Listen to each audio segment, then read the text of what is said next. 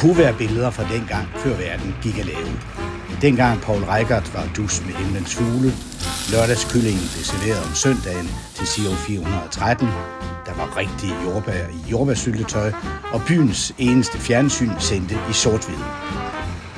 Men vi skriver altså 2023, og bussen er i farver, selvom den faktisk er fra dengang.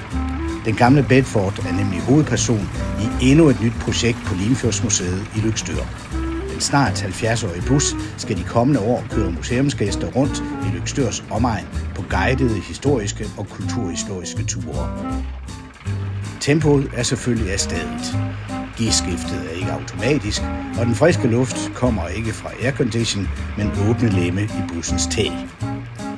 Tempoet giver så til gengæld mulighed for at nyde de smukke udsigter, og især høre historierne og fortællingerne om de steder, bussen kører forbi eller stopper ved. Verdens mest velbevarede middelalderskib beliggende på fjordbunden lige herude. Og for at det ikke skal være løgn, så kan der jo være en last i skibet også.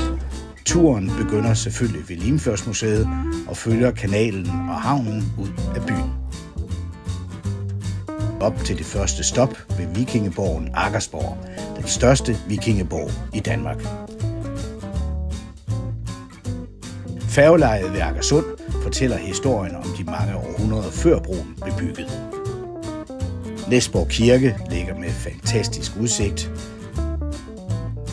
Skabsalling Kirke og møllen i Vindblæs har overraskende historier, før der er en pause ved Vilsted Sø, landets næststørste kunstigt skabte sø.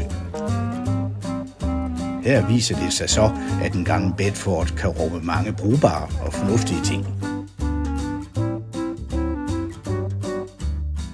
Hjemturen går via imponerende Vilskyld Kloster, Rønbjerg Havn med kig til Livø og det romantiske sommerhusområde i Lendrup, hvor Frederikken VII Kanal viser vej det sidste stykke.